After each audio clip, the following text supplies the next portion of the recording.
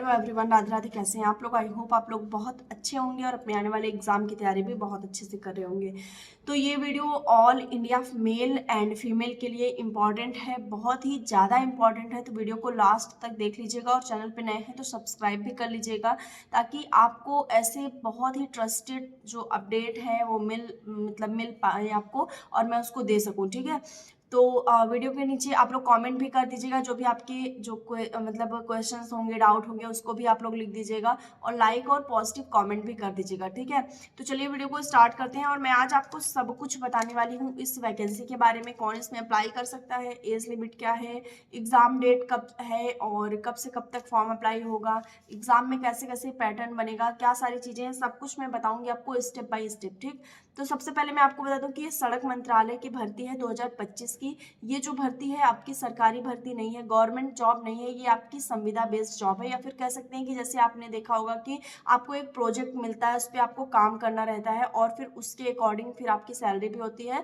और मैं आपको बता दूं एक बहुत ही, अगर वैसे तो आप सबको पता ही होगा कि इस तरह में वैकेंसियों में कितना ज़्यादा मतलब ऊपरी जो कमाई होती है वो कितना ज़्यादा होती है। क्योंकि कोई भी प्रोजेक्ट आता है, जैसे मान लीजिए कि आपको 3-4 किलोमीटर 5 किलोमीटर सड़क बनाने के लिए आया, मैं बहुत मतलब छोटा बता रही हूँ कि 5 किलोमीटर बनाने के सड़क बनाने के लिए आपका पैसा आया, तो आपसे पूछा जाएगा कि कितना इसमें क्या चीज़ें होंगी, क्या सब कुछ होगा, कितना इसमें पैसे का वेस्ट है, सब कुछ मतलब कितना पैसा लगेगा। फिर आपको एक डेटा तैयार करके भेजना पड़ेगा।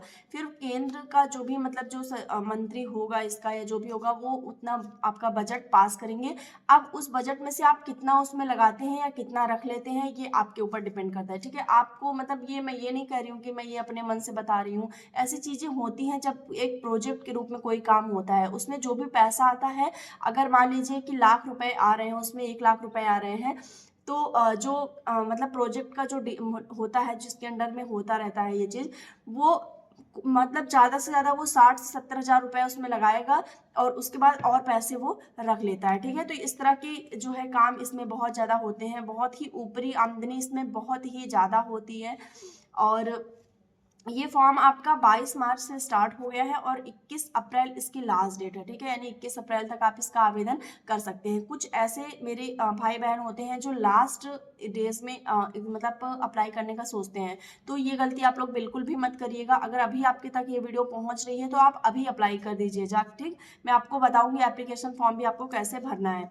एग्जाम आपका मई या जून में निर्धारित किया गया है, वैसे ज़्यादा से ज़्यादा चांसेस हैं कि आपके एग्जाम जून में होंगे। ठीक है, एग्जाम पैटर्न जो आपको बनेगा वो भी मैं अभी आपको बताती हूँ। उससे पहले मैं आपको बता दूं कि ये पोस्ट आपकी किस तरह की पोस्ट है। तो ये है जूनियर असिस्टेंट के रूप में, यानी कि क्लर्क के रूप में ये आपकी पोस्ट है, जिसमें आपकी एज 18 से 28 साल होनी चाहिए।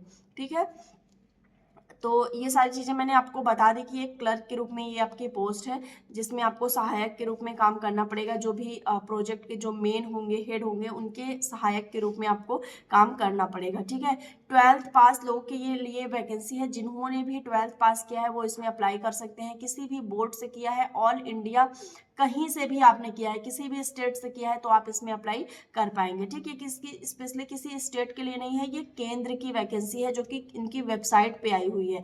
क्योंकि तमाम ऐसे वैकेंसियां होती हैं जो कि सरकारी रिजल्ट में ना आके उनकी साइट पे आती हैं। ठीक, अब मैं बात कर लेती हूँ इसमें कि आपका एग्जाम इसमें जो होगा वो किस तरह से होगा। तो देखिए, आपका इसमें पेपर 1 और पेपर 2 होगा। पेपर 1 और पेपर 2 अलग अलग आपका नहीं होगा, सेम डेज में सेम ही समय में होगा। जैसे 2 घंटे में आपका पेपर कोई होता है ना, जैसे 2 घंटे में आपका कोई पेपर होता है, तो 2 ही घंटे में आपका पेपर 1 भी और पेपर 2 सेम आपको उसी डेट में देना पड़ेगा। आपको पास टोटल 2.5 घंटे होंगे इन दोनों पेपर देने के लिए। सबसे पहला आपका पेपर 1 जो होगा वो मेंटल एबिलिटी का होगा। ठीक है, यानी कि आपके रीजनिंग और मैथ के क्वेश्चन उसमें आएंगे और उसमें 100 प्रश्न आपके पूछे जाएंगे। बहुत ही आपका पेपर, मैं अगर सही बताऊं तो मॉडरेट टू हार्ड नहीं रहने वाला है, आपका पेपर ईजी रहने वाला है। ठीक, क्योंकि ये जो है वो बेसिक टेस्ट लेते हैं, इस तरह की जो वेबसाइट के थ्रू मतलब जो वैकेंसी आती है वो बेसिक टेस्ट आपका लेती हैं। तो इसमें आपका मेंटल एबिलिटी रहेगी, जिसमें आपका रीजनिंग और मैथ रहेगा। 100 क्वेश्चन रहेंगे, 200 नंबर के रहेंगे। एक क्वेश्चन के लिए आपको 2 नंबर दिया जाएगा। ठीक है, पेपर 2 आपका जो रहेगा उसमें आपका जीएस 50 क्वेश्चन का रहेगा और इंग्लिश 50 क्वेश्चन रहेगी, ठीक है। यानी जीएस के 50 क्वेश्चन और इंग्लिश के 50 क्वेश्चन रहेंगे। पेपर 2 में आपका मैथ और रीजनिंग नहीं रहेगा। ये आपका 150 नंबर का रहेगा जीएस और 150 नंबर का ही इंग्लिश रहेगा, यानी टोटल 300 नंबर के रहेंगे।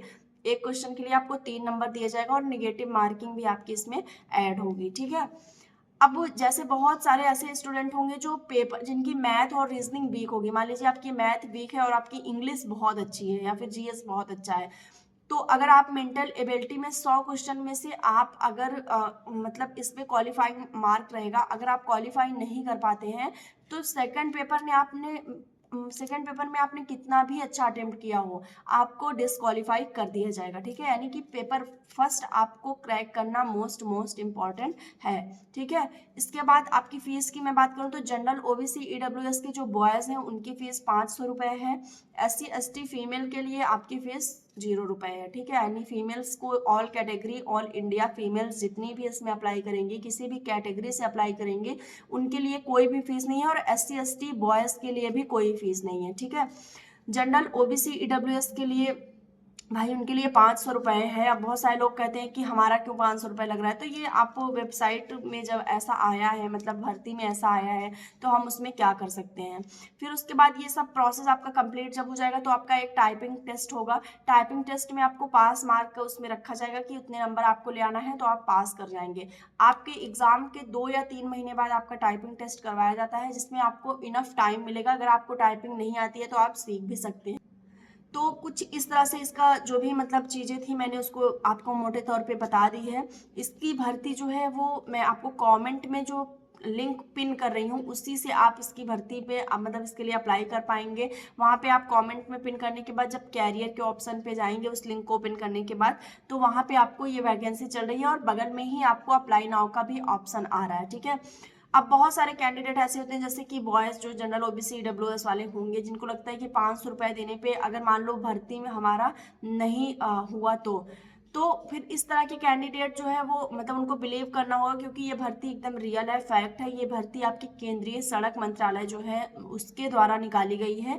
तो आपको पूरे ट्रस्ट के साथ इसमें फॉर्म अप्लाई करना है और इसकी तैयारी भी आप कर लीजिए। अगर आप कोई बैच मतलब ज्वाइन करना चाहते हैं तो उसके अकॉर्डिंग भी कर सकते हैं। अगर आप पढ़ रहे हैं मैथ रीजनिंग जीएस वगैरह तो आप पढ़ सकते हैं। बाकी इंग्लिश के लिए आप 50 क्वेश्चन आएंगे तो वेटेज उसका काफ़ी रहेगा, तो आपको इंग्लिश की अलग से भी क्लास ले लेनी चाहिए, ठीक है। तो आई होप आपको सारी चीज़ें क्लियर हो गई होंगी। तो मिलते हैं नेक्स्ट वीडियो में, तब तक के लिए बाय, टेक केयर।